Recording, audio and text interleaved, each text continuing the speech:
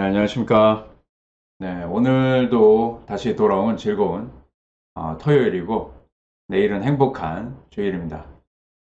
이제 여름에 들어온 것 같습니다. 저는 개인적으로 추운 것보다는 뭐 따뜻한 것을 좋아하는데요. 근데 그 여름에는 이제 그 벌레 친구들이 많이 있어서 힘든 것 같습니다. 여름이 시작된 것을 어떻게 알았는지 온갖 벌레들이 난리가 났는데요. 어, 뭐 벌레도 있고 또 코로나도 있고 뭐 아무튼 건강에 유의하시기 바랍니다. 지난 시간 조금 복습하고 우리 저 은혜 받은 자의 책임에 대해서 계속 공부해 보도록 하겠습니다. 지난 시간에는 그 사랑의 양면성에 대해서 말씀을 드리면서 사랑을 받을 권리 그리고 사랑을 주는 책임에 대해서 말씀을 드렸습니다. 그래서 이 받은 사랑을 하늘에서 내리는 비로 비유해서 좀 말씀을 드렸는데요. 하늘에서 내리는 비는 한결같습니다. 그래서 모든 이 존재들에게 똑같이 내리게 되는데, 그러나 그 같은 비를 맞고도 이 목련은 하얀 꽃을 피우고 이 진달래는 붉은 꽃을 피우게 됩니다. 그리고 비를 먹고 소는 우유를 내고 닭은 계란을 낳게 되는 것을 우리가 잘 알고 있습니다. 이렇듯 그 받은 은혜를 각각 다른 모양의 이 선물과도 같다, 뭐 이런 말씀을 드렸는데요.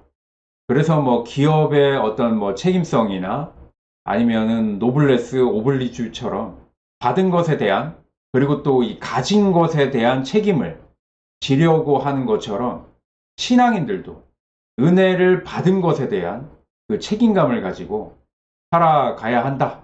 이런 말씀을 드렸습니다. 은혜를 받은 자에게 나눠줄 수 있는 사람들로 살아가기를 하나님께서는 원하시고 그것을 이 성경을 통해서 말씀을 하고 계신다라고 하는 것입니다. 이에 대한 매우 적절한 비유가 이 성경에 나오는데요. 그것은 이 누가복음 16장에 보면은 불의한 관리인에 대한 비유가 나옵니다. 그 내용을 보면은 어떤 부잣집에 한 관리인이 있었습니다. 그런데 이 관리인이 재산을 낭비한다라고 하는 그러한 소문이 주인에게 들렸습니다. 그래서 그 주인은 그 관리인을 불러서 그동안 해왔던 그 관리 사무를 그만두게 하려고 했습니다. 그러자 이 관리인은 나름대로 한 가지 지혜를 생각을 해냈는데요. 그것은 기왕 이 관리인의 직분을 빼앗길 바에야 인심이나 쓰자, 뭐 이런 지혜를 생각을 해냈던 겁니다. 그래서 주인에게 빚진 사람들을 하나하나 불러다 놓고 각 사람들에게 그 주인에게 빚진 액수를 물어보고 어떤 사람이 뭐 기름 100마를 빚졌다 이렇게 이야기를 하면 그 사람은 기름 100마를 50마리라고 쓰라고 하고 또 밀을 100석 빚졌다 뭐 이렇게 빌린 사람이 있으면 밀 100석을 80석이라고 이렇게 줄여서 쓰게 다시 문서를 작성을 했습니다. 그러자 주인은 그 불의한 관리인이 하는 행동이 슬기롭다라고 그렇게 칭하면서 칭찬을 했습니다. 그러면서 이렇게 이야기를 합니다. 이 세상의 아들들이 자기 세대의 일에 대해서는 빛의 아들들보다 더 슬기롭기 때문이다 라고 이렇게 이야기를 했습니다. 주인의 재산 관리권을 받아가지고 있던 이 세상의 아들들도 이렇게 막다른 자리에서는 슬기롭게 다른 사람을 위해서 처신할 줄 안다 라고 하는 그러한 비유의 말씀입니다. 하물며 하나님의 은혜를 맡은 관리인인 이 빛의 자녀들이 은혜의 책임성을 소홀히 한다면 어떻게 하나님께서 지혜롭다 이렇게 말씀하실 수가 있겠습니까? 그런 뜻을 가지고 있는 비유라고 할 수가 있습니다. 그렇다면 과연 어떻게 하는 것이 은혜를 맡은 관리인으로서의 책임성을 성실하게 수행할 수가 있을까요? 바로 그 은혜의 책임성에 대해서는 바로 봉사라고 말을 하고 있습니다. 각기 자기가 받은 은사를 따라서 서로 봉사하는 것이 은혜를 맡은 관리인으로서 할 바고 그리고 책임이라고 말하는 것입니다. 봉사야말로 은혜 받은 자, 우리 모두에게 요구되는 이 신앙의 책임이자 의무입니다. 만일 받은 은혜가 귀한 줄만 알고 그 은혜를 사용해서 봉사하기를 게을리한다면 이것은 심하게 말하면 하나님의 은혜를 부정 착복하는 것이나 하등 다를 바가 없다라고 말씀을 드릴 수가 있습니다. 우리 그 봉사는 교회의 기능 중에 하나입니다. 교회 속에 또 뭐 직분이라고 하는 것도 봉사를 위한 기능의 다양성을 말하는 것입니다.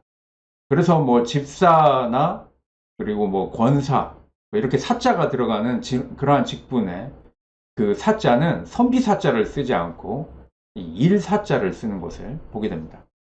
그렇기 때문에 우리가 받은 그 직분이라고 하는 것은 세상에서 이야기하는 어떤 직위 이런 것이 아니라 봉사를 해야 하는 그러한 이 직분이다 라고 하는 말씀을 드리는 것입니다. 이렇게 받은 은사에 따라 우리는 다양한 봉사가 있을 수 있습니다.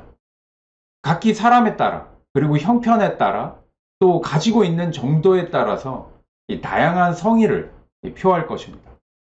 하나님의 사랑 안에서 각기 받은 은혜가 이렇게나 다양할 텐데 자기가 받은 은사를 따라 서로 봉사하는 것이 마땅하다라고 할 수가 있지 않겠습니까? 몸된 공동체에 속한 지체라고 한다면 그 지체의 다양성은 각 사람의 직분과 그리고 그 기능에 따라 서로 다른 것이 당연합니다. 고린도전서 12장의 말씀을 보면은 하나님이 그 원하시는 대로 지체를 각각 몸에 두셨으니 만일 다 한 지체뿐이면 몸은 어디냐? 어떻게 몸의 모든 것이 귀고 그리고 몸의 모든 것이 입이고 몸의 모든 것이 손이나 발이 될 수 있겠습니까? 눈은 눈대로 제 기능이 있을 것이고 코는 코대로 봉사할 일이 있습니다. 이렇게 할 때 다양성 속에 일치라고 하는 공동체의 조화가 이룩될 수 있습니다. 하나님이 그 원하시는 대로 지체를 각각 몸에 두셨으니 만일 다 한 지체뿐이면 몸은 어디냐? 라고 말씀을 하는 것입니다.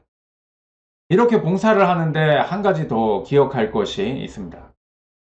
그것은 바로 베드로전서 4장 11절의 말씀인데요. 만일 누가 말하려면 하나님의 말씀을 하는 것 같이 하라 라고 말씀을 하고 있고 또 누가 봉사를 하려면 하나님이 공급하시는 힘으로 하는 것 같이 하라 라고 말씀하고 있으면서 하나님이 영광을 받으시게 하려 합니다 라고 말씀을 하고 있습니다. 우리가 책임감을 가지고 봉사를 한다는 것은 정말 쉽지 않은 일입니다. 나 자신에게는 고통이 될 수도 있습니다. 그러나 사람에게는 그 고통이 바로 자신을 성숙시킬 수 있는 그 역할을 하게 되는 것입니다. 책임 있는 봉사를 통해 하나님께로 더욱더 자라가는 우리 모두가 되기를 간절히 소망합니다. 네, 오늘은 여기까지 하도록 하겠습니다. 은혜 받은 자의 책임이라고 하는 그 주제로 이 3시간에 걸쳐서 우리 공부를 했는데요. 이 받고자 하는 그러한 권리보다는 주고자 하는 그 책임에 더 비중 있는 삶을 우리가 살아갈 수 있다라고 한다면 더 많은 것을 도리어 받을 수 있을 것이라 믿습니다. 나 자신이 성숙할 수 있다는 것만으로도 많은 것을 받는 것 아니겠습니까? 5월도 벌써 한 주 정도밖에 남지가 않았는데요.